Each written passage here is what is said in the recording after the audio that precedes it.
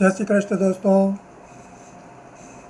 आज मैं एक वीडियो डाल रहा हूँ, वो चंद्र के साथ में राहु या चंद्र के साथ में यदि केतु है तो उसके क्या परिणाम होते हैं उसके बारे में है दोस्तों। तो उसको आप ध्यान से सुनिए। यदि आपकी कुंडली में चंद्रमा और राहु या चंद्रमा और केतु यदि दोनों साथ में बैठे हैं तो उसके क्या अच्छे फल या बुरे फल होते हैं उसके बारे में बता रहा हूँ। वैसे दोस्तों कि ये राहु और केतु दोनों दुष्ट ग्रह माने जाते हैं, लेकिन केतु से ज़्यादा दुष्ट राहु को माना जाता है। यदि कुंडली में राहु जो 12 खाने होते हैं उनमें कहीं भी सिंगल बैठा है, मतलब किसी भी ग्रह के साथ में नहीं बैठा है, तो ऐसा राहु बहुत ही खतरनाक होता है दोस्तों। ऐसा राहु उस व्यक्ति को कभी जीवन में सुख से नहीं जीने देता है। तो ये चीज़ जानने की है, आज मैं आपको उसके बारे में कुछ बता रहा हूँ, तो आप ध्यान से सुनिए दोस्तों। अब मैं पहले इन सभी ग्रहों के बारे में कुछ अलग अलग बता देता हूँ, फिर मैं इनके साथ में होने से क्या परिणाम होता है उसके बारे में बताऊँगा। तो जैसे चंद्रमा है तो उसकी होम राशि हो गई कर्क राशि, जो 4 अंक लिखा होता है वो उसकी होम राशि। यदि वो वहाँ पर है तो आपको अच्छा फल देगा। अब रहा चंद्रमा कुंडली में जहाँ 2 लिखा है वो वृषभ राशि है, यदि वहाँ पर है तो वो उसकी उच्च राशि हो जाती है, तो उसकी हाई पावर राशि हो जाती है, तो वहाँ वो हाई पावर में रहेगा तो वो आपको अच्छा फल देगा। यदि आपकी कुंडली में जहाँ 8 लिखा है वो वृश्चिक राशि होती है, यदि वहाँ पर चंद्रमा है तो वो उसकी डाउन पावर वाली राशि मतलब नीच राशि हो जाती है, तो वहाँ वो आपको कुछ कम अच्छे फल देगा। उसी तरह यदि मान लो विषुवती दशा यदि उसकी चंद्रमा की वो 10 वर्ष की होती है, यदि आपकी ज़िंदगी में भविष्य में कभी भी यदि 10 वर्ष की चंद्रमा की विषुवती दशा आने वाली और चंद्रमा यदि आपकी कुंडली में अच्छा है तो आपको निश्चित रूप से उसको वो 10 साल आपके बहुत ही अच्छे मतलब गोल्डन पीरियड निकलेगा। यदि अच्छा नहीं है चंद्रमा तो आपके कुछ उसके विपरीत परिणाम हो सकते हैं। अब इसकी विषुवती दशा के मतलब उसका जो भाग्येश होता है दोस्तों, कुंडली का जो 9वां भाव होता है वहाँ यदि 4 लिखा है तो चंद्रमा आपका भाग्येश होगा, मतलब आपका लकी प्लैनेट होगा। तो जब भी उसकी गोचर दशा अंतर्दशा आएगी तो वो आपको हमेशा अच्छा लाभ देगा दोस्तों। और चंद्रमा के जो भाग्योदय काल माना जाता है वो 24 से 25 वर्ष का माना जाता है दोस्तों। ये तो रहा चंद्रमा के बारे में। अब मैं आपको कुछ राहु के बारे में बता देता हूँ। राहु दोस्तों उसकी होम राशि है कन्या राशि, जहाँ 6 लिखा है वो उसकी राशि मानी जाती है कन्या राशि, तो वह यदि वहाँ पर राहु है तो वो उसकी अपनी राशि मानी जाएगी। उसी तरह मिथुन जहाँ 3 लिखा है यदि वहाँ पर अगर वो है राहु तो वो उसकी उच्च राशि मानी जाती है, वो हाई पावर की राशि मानी जाती है। यदि वहाँ अच्छी कंडीशन में है तो वो कुछ आपको अच्छा लाभ देगा, और नहीं तो वो आपको कुछ विपरीत परिणाम देगा। उसी तरह धनु जहाँ 9 लिखा है यदि वहाँ पर वो है तो वो उसकी नीच राशि मानी जाएगी, तो वह आपको वो कुछ नेगेटिव परिणाम देगा। उसी तरह उसकी विषुवती दशा जो होती राहु की वो 18 वर्ष की होती है दोस्तों।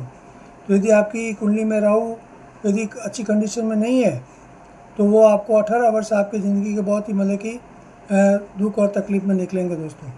और यदि वो अच्छी कंडीशन में है, अच्छी कंडीशन मतलब वो स्वराशि में यदि है, स्वराशि उसकी कौन सी होगी, जैसे मिथुन राशि में यदि वो उच्च का है तो आपको कुछ अच्छा फल देगा।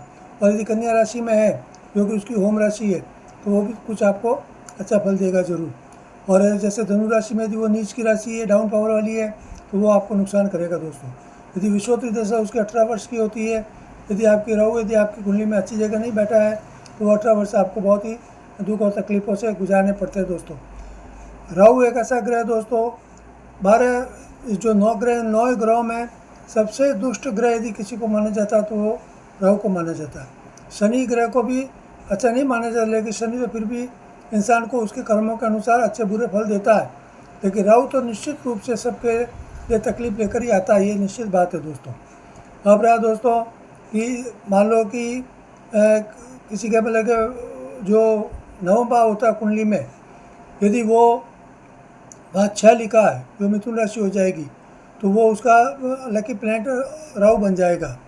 तो राहु ऐसी स्थिति में उस व्यक्ति की 42 से 48 साल की उम्र में कहीं ना कहीं जाकर उसको भाग्योदय में उसका गोल्डन पीरियड उसको लाएगा दोस्तों। ये तो रही राहु के बारे में। अब मैं आप कुछ केतु के बारे में बता देता हूँ दोस्तों। केतु की होम राशि जहाँ 12 लिखा है दोस्तों कुंडली में, मीन राशि, वो उसकी होम राशि होती है दोस्तों। तो यदि वहाँ पर यदि वो केतु बैठा है तो वो कुछ अच्छा माना जाएगा दोस्तों। उसी तरह जहाँ कुंडली में 9 लिखा है, यदि वहाँ पर केतु है तो वो धनु राशि मानी जाएगी, तो वो उसकी उच्च राशि मानी जाएगी, वो हाई पावर वाली होगी, तो वहाँ कुछ अच्छा माना जाएगा।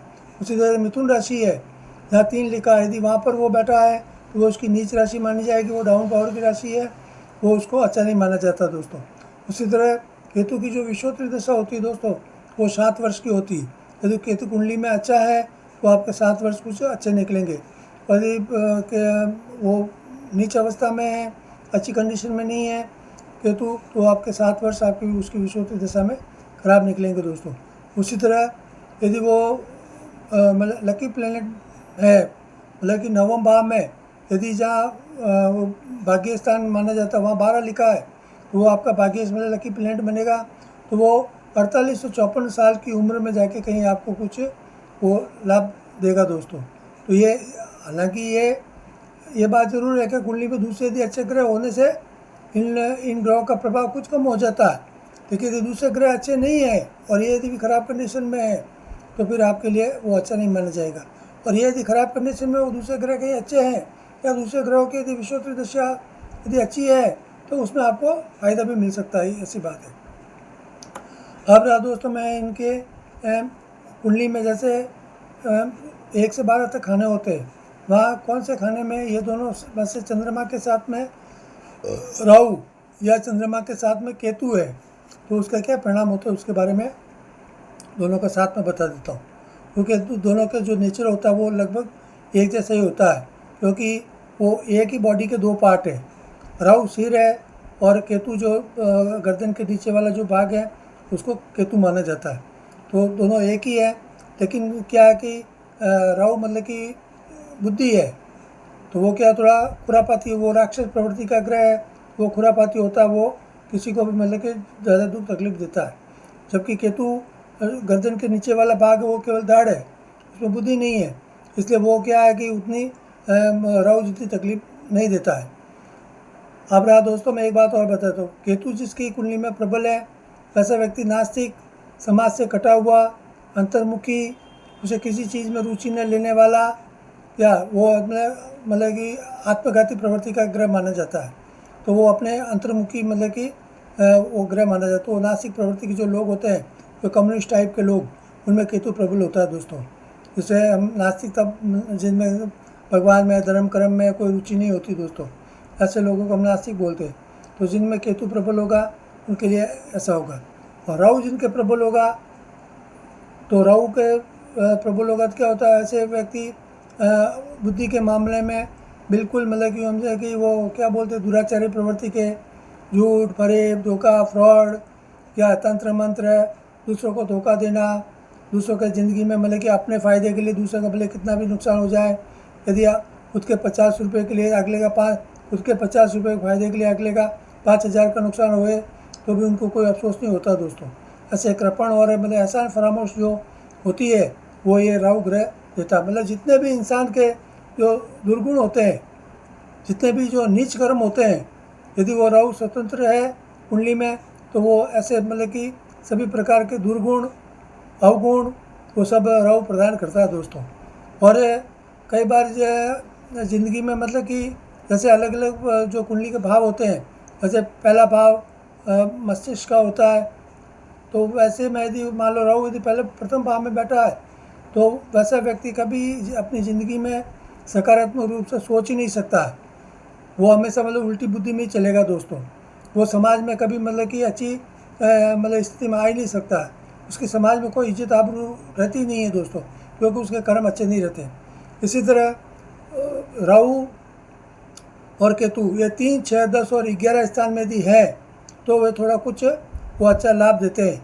इनके अलावा जैसे 1, 2, 4, 5, 7, 8, 9 और 12 यदि वहाँ पर बैठे हैं तो ये आपके अच्छा लाभ नहीं देता।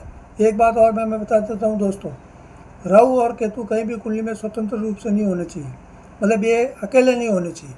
जब ये अकेले होते हैं तभी ज़्यादा तकलीफ देते हैं।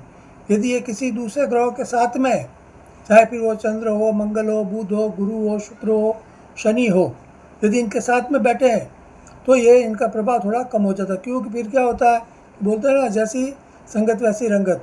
तो उनके साथ में जाने से क्या होता है कि ये इनका जो दूसरे जो ग्रह साथ में होते हैं उनका भी मतलब कि जो नेचर होता है वो इंसान को इफ़ेक्ट करता है दोस्तों।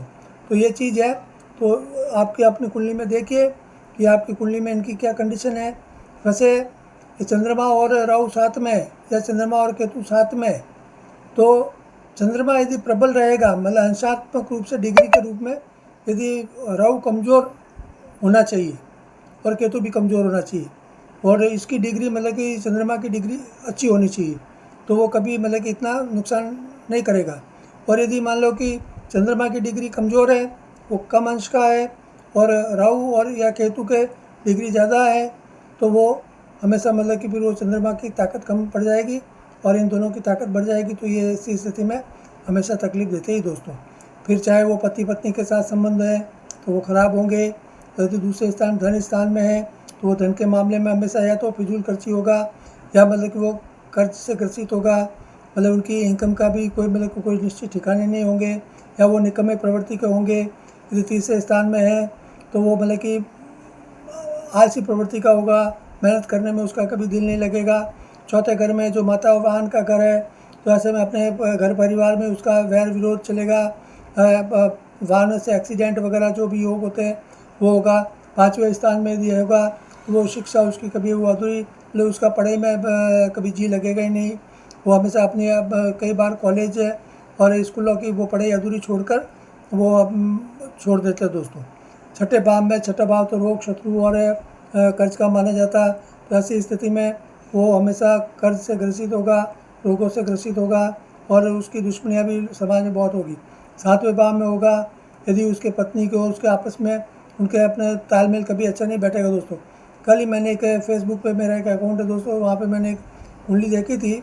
तो एक बेचारे भाई, उसकी अभी राहु की दशा भी चल रही है जो कि 2025 तक चलेगी, और उसके पत्नी के साथ मतलब वो पति तो मांगलिक है, लेकिन वो पत्नी के साथ जब भी उसकी कुंडली का मैच करके उन्होंने अब शादी नहीं की, जबकि लड़की मांगलिक नहीं है, तो आज उनके मतलब बहुत विवाद चल रहा है, और मतलब कि वो कभी वो संबंध विच्छेद हो सकता है। तो हमेशा मतलब क्या है, लोग किसी समय में, मैं भी 25 साल की उम्र तक मैं खुद भी ज्योतिष पे बिल्कुल विश्वास नहीं करता था दोस्तों। लेकिन फिर जीवन में कुछ ऐसा समय आया कि मुझे मजबूर होकर इन चीज़ को ध्यान देना पड़ा, और फिर ध्यान देते देते इतना मुझे समझ में आ गया कि दोस्तों, जैसे हम कहते हैं ना कि भगवान श्री रामचंद्र को भी वनवास हुआ तो ये ग्रह दशाओं के कारण ही हुआ। भगवान कृष्ण कुछ जो खुद अपना ईश्वर का प्रतिरूप मानते हैं, उनमें भी कितनी तकलीफें आई, उनको भी अपने मथुरा छोड़नी पड़ी, उनका जन्म कारावास में हुआ, फिर उनका जन्म होते हुए अपने माँ बाप से उनको दूर होना पड़ा, फिर वो मथुरा से उनको गोकुल जाना पड़ा, फिर कुछ बड़े हो गए, फिर वो अपने 11 वर्ष की उम्र में फिर वापस उनको अपने गोकुल छोड़ के उनको वहाँ जाना पड़ा। फिर जीवन में वापस वो कभी गोकुल जा नहीं पाए। फिर वहाँ से आगे आगे वापस उनको जरासंध से वो इतने पीड़ित रहे कि आखिर उनको मथुरा भी छोड़ कर उनको द्वारकापुरी जाना पड़ा। तो दोस्तों, ग्रह सबको परेशान करते हैं, इसलिए ग्रहों की गति को हमेशा जानना चाहिए दोस्तों। तो उससे क्या होता है, जैसे हम दर्पण एक कांच होता है, रोज़ हम सुबह अपने मतलब कि स्नान दान करके फिर हम एक बार दर्पण के सामने जाते हैं। क्यों जाते हैं? तो हम अपने चेहरे को देखते हैं कि भाई हमारे चेहरे पे कोई दाग धब्बा नहीं है, हमारे बाल बराबर संवरे हुए हैं या नहीं है, तो फिर हम उसको एकदम सही कंडीशन में करके फिर हम जाते हैं। तो उसी तरह ज्योतिष भी एक दर्पण है दोस्तों जीवन का। तो हमको उसमें हमेशा झाँक कर ज़रूर देखना चाहिए, ताकि हमारे लिए जो जीवन की जो आगे की राह है उसमें हम सावचेत होकर अपनी यात्रा को हम सही तरीके से गुजार सकें दोस्तों। तो मैं आज के लिए इतना ही कहूँगा। आप अपनी कुंडली में देखिए कि क्या कंडीशन है दोस्तों। अब दोस्तों, एक निवेदन है मेरा, ये मेरा जो यूट्यूब चैनल है, आप इसको सब्सक्राइब करें, लाइक करें, अपने घर परिवार दोस्तों को भी उसके बारे में बताइए, उनसे भी लाइक और सब्सक्राइब करवाएं। और यदि आपकी कोई भी समस्या हो, कोई भी निजी जीवन की या आपकी आर्थिक, मानसिक किसी भी तरह की परेशानी हो, तो मेरा व्हाट्सएप चैनल है, उस व्हाट्सएप चैनल में जाकर आप अपनी समस्या का उल्लेख करेंगे तो मैं जितना हो सकेगा उसके बारे में आपको उचित समाधान प्रस्तुत करूंगा दोस्तों। तो आज के लिए केवल इतना ही मैं कहना चाहता हूं, और ईश्वर आप सबको सुखी रखे, आपकी जीवन में आपकी सभी मनोकामनाएं पूरी करे, यही कामना करता हूं दोस्तों। जय श्री कृष्ण, जय श्री राम।